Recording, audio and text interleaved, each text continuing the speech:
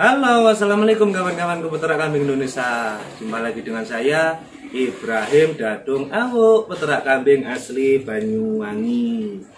Di kesempatan pagi ini kawan, kembali saya akan berbagi pengalaman, berbagi pengetahuan. Mudah-mudahan di dalam semua video saya ini nanti tetap bisa bermanfaat, bisa menginspirasi buat teman-temanku semua itu tentunya. Oke kawan, kebetulan di hari Minggu ini ya, Minggu tanggal berapa yang tadi Pak? Tanggal 30 ya? 30. Tanggal 30 Mei, saya kebetulan ada beberapa teman yang silaturahim. Lebih jelasnya ya, ini nanti beliau saya perkenalkan dahulu. Monggo ngaturaken Pak, jenengan saking pundi? Perkenalkan, nama saya Aryanggara, asal Purwoharjo. Dan kebetulan tetangganya masih Dadung Awu. Saya tahu peternakan ini ya asal-usulnya dari konten YouTube ya sebenarnya. Khususnya dari konten YouTube. Saya buka-buka, saya searching di YouTube kok ada peternakan di daerah Banyuwangi. Dan ternyata setelah saya japri, ternyata tetangga saya. Jadi kebetulan ya saya main-main ke sini silaturahim, mumpung cuti, kesempatan cuti juga nggak begitu banyak. Saya sempat main ke sini, satu silaturahim dan satu bisa menimba ilmu lah dari suhu-suhunya ini. Belum suhu Pak, kita masih tahap belajar semua ini. Ya kebetulan aja mungkin saya sudah 11 tahun lebih awal gitu aja. Oh iya, tadi belum bertanya sama Mas Ari. Mas Ari mungkin ada satu pertanyaan lagi. Monggo sampaikan. Saya lihat kan pakan di sini kan rumput odot. Iya, rumput odot. Terus saya yang jadi pertanyaan, apakah kambing ini juga untuk domba ini apa doyan rambanan gitu? Apa dia itu doyan? Gimana kalau digabungkan antara rumputan dengan tanaman atas atau dengan legum gitu? Kira-kira sesuatu itu menurut yang berpengalaman di peternakan apakah bisa gitu? Ya kalau saya amati malah lebih bagus lagi Pak. Gini, kalau bicara pakan rambanan seperti waribar dan sebagainya, itu malah sangat-sangat bagus. Tapi kenapa saya sendiri kok malah tidak terjun di situ? Alasannya pasti juga ada Pak. Gini, mungkin Pak kalau orang yang masih tradisional ternaknya masih 5 ekor, 6 ekor, itu mencari rambanan kan mampu Pak beliau. Coba kalau ternaknya sudah ada 100 ekor, gak balik sampean Pak.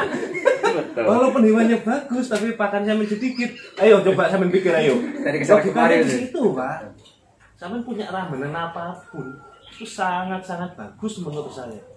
Terus nggak usah dikasih tambahan konsentrat, nggak usah kasih tambahan apapun, cukup dengan rambanan. Saya yakin bagus sekali.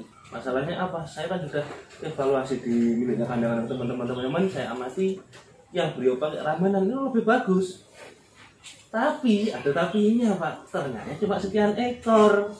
Kalau udah kapasitasnya besar sudah. Ya kalau kapasitasnya di serat minimal 100 ekor sampai terus gak kira pembiayaan kan Pak. Malah nanti lama. Istrinya nanti yang nyari Mas Ari. bukan Mas Ari nyari rambanan, istrinya yang nyari Mas Ari. Sampai pagi kan sampai pulang malam. Betul. Kayak di sini kan saya berpikir manajemen pakan itu suatu hal yang sangat penting banget. Peternakan. Ketika pakan tercukupi, kita bisa menanam sendiri, ya nggak usah bingung kemana-mana. Makanya sebuah manajemen peternakan itu sangat penting. Nggak asal-asalan syukur-syukur terjun gitu aja nggak tanpa dipikirkan pakannya, cari kesana kemari. Yang saya seperti saya lihat di masyarakat kan kesana kemari cari dia beban tanggapannya tetangganya itu. Ini saya langsung teringat Pak dari pertanyaan Bapak ya. Tak coba menyampaikan sedikit ya. Iya. Hadap ke sini aja lah. Gini. Kalau dari pengamatan saya Pak, juga Bapak juga mengamati juga. Di Banyuwangi banyak peternak sekarang. Iya. Peternak yang sifatnya itu hewannya sedikit tapi hewannya bagus-bagus. Dengan alasan apa Pak? Orang peternak itu kan ada beberapa alasan juga. Betul. Kita singgung yang salah satu saja. Kebetulan beliau itu penanam buah naga.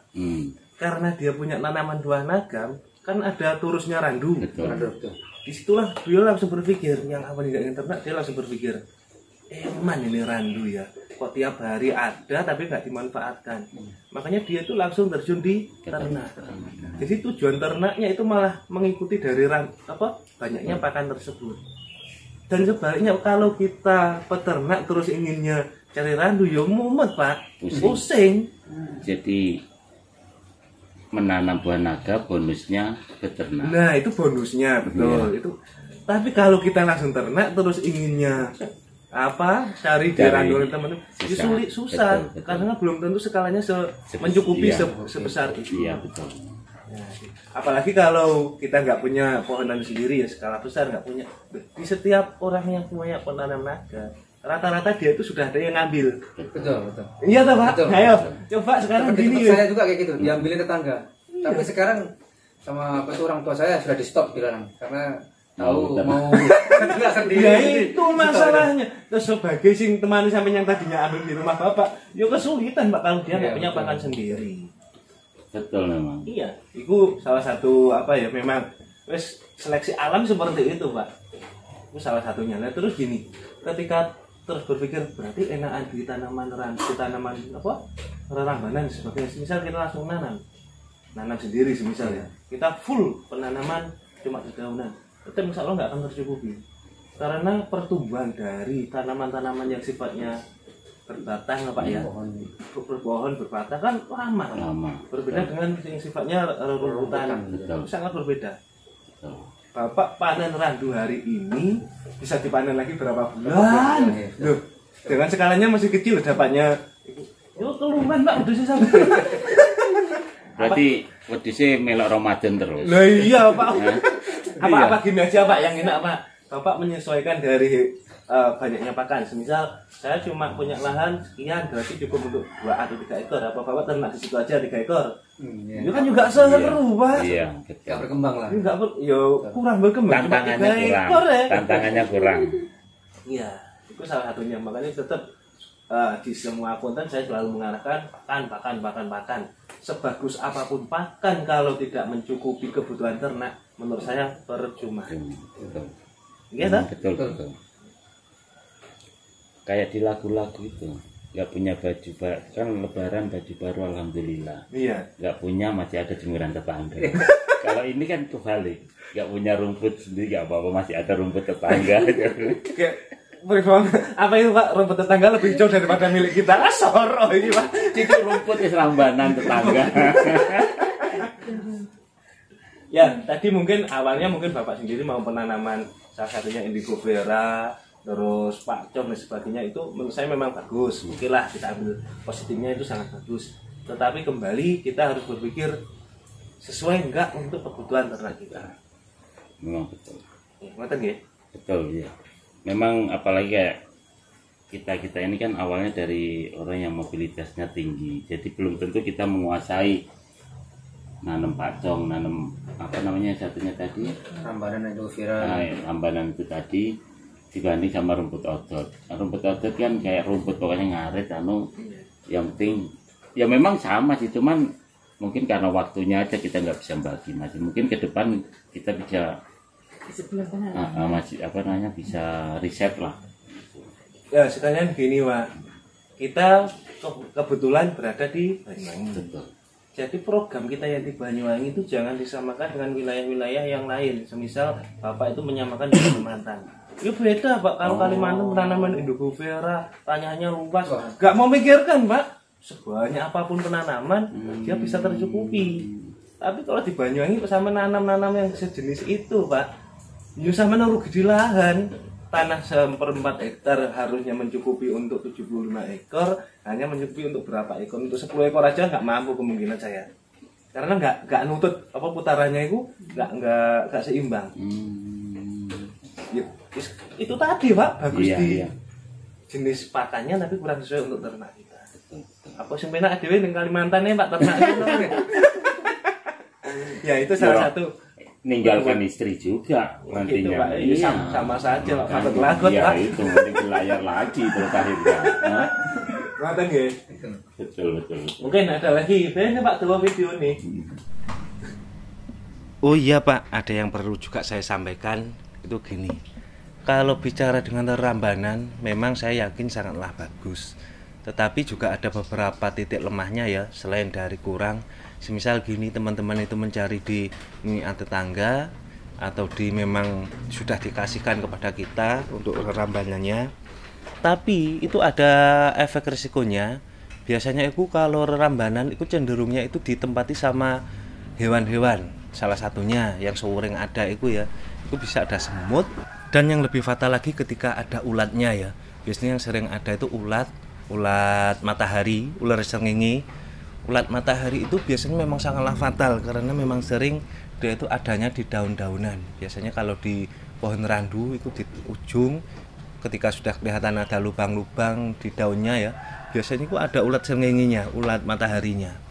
Itu memang sangatlah fatal, sangat bahaya ketika hewan makan rambanan yang ada ulat mataharinya. Itu si hewan ternak kita itu bisa tersengat si ulat matahari tersebut, dan bisa fatal. Biasanya lidahnya atau mulutnya itu akan membengkak. Itu yang resikonya di ternak kita. Kalau resikonya ke siang mencari, itu pun juga ada. Resikonya yang mencari, yang paling sering terjadi biasanya itu ada tawon, ada lebah ya, ada lebahnya, ada lebah. Masa orang tahu orang-orang rumput rambanan itu tersengat lebah, itu biasanya seperti itu. Selain lebah, itu ada yang lebih bahaya lagi.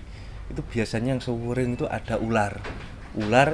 Kalau ular sejenis ular orang kayu, ular tali pisces dan ular sebagainya, itu biasanya ketika ada orang kan dia itu lari, dia sudah lari duluan, kabur duluan, bukan lari ya, kabur ya, wong ular nggak punya kaki kok. Biasanya sudah menjauh duluan si ular tersebut. Tapi kalau ular hijau, ular luwuk ya, ular hijau itu biasanya ketika ada orang mencari ramban, dia nggak mau pindah kemana-mana, tetap di situ aja. Dan itu sangat berbahaya untuk si peternaknya, si pencari ramban tersebut. Makanya di balik semua itu tetap kita harus menyesuaikan dan menjaga keseluruhan. Oke, bagus untuk rambanan, tapi keselamatan keseluruhan juga harus dipertimbangkan. Tapi kalau teman-teman sudah terbiasa dengan hal tersebut, itu sangat enjoy, sudah nyaman Pak. Soalnya banyak sih teman-teman di wilayah sekitar saya sendiri itu mencari rambanan tiap harinya. Dia pun nggak merasa keberatan ketika ada hewan-hewan tersebut karena dia sudah terbiasa dan tidak takut. Kalau saya sendiri hal tersebut itu sangat takut. Saya paling takut sama ular, apalagi ular hijau dan sebagainya. Saya sangat takut memang. Itu. Oh iya Pak, ada lagi ya.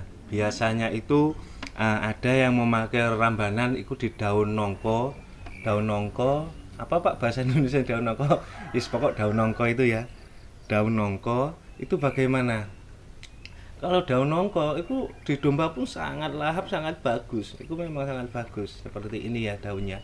Itu sangat bagus untuk di hewan. Tapi tetap kembali ada tapinya biasanya. Tapi hewan tersebut itu makannya lahap, setelah makan lihat mulutnya ya. Mulutnya itu nanti terkena getah ya, nggak pengaruh sih di hewan itu, nggak pengaruh, cuma di wajahnya aja terkena getah tersebut itu nempel. Biasanya itu hilangnya itu sampai 1 minggu 10 hari pun nggak hilang, kelihatan terkena getah nempel itu lah, kayak ketek lah kata orang Banyuwangi, kayak ketek ya. Tapi juga tidak apa-apa, walaupun seperti itu juga sangat bagus dan sangat mengenyangkan untuk ternak kita. Intinya dari keseluruhan tadi, rambanan itu memanglah sangat bagus walaupun ada efek sampingnya, dan efek samping tersebut itu masih bisa disiasati.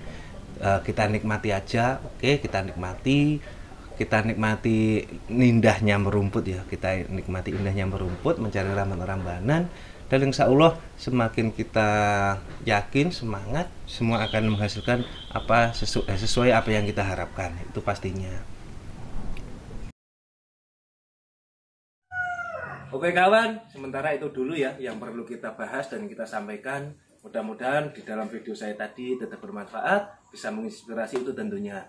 Dan mohon maaf apabila saya tadi menyampaikan banyak hal-hal yang kurang sama atau kurang sesuai di hati teman-teman.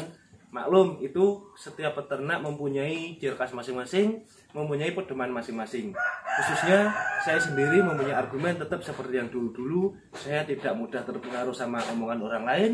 Saya harus berdasarkan real praktek yang nyata. Kurang ngoten tuh Pak? Kurang jelas di situ ya. Betul. Mungkin cukup itu dulu. Kurang lebihnya saya mohon maaf. Akhirul kalam, billahi taufiq wal hidayah. Wassalamualaikum warahmatullahi wabarakatuh.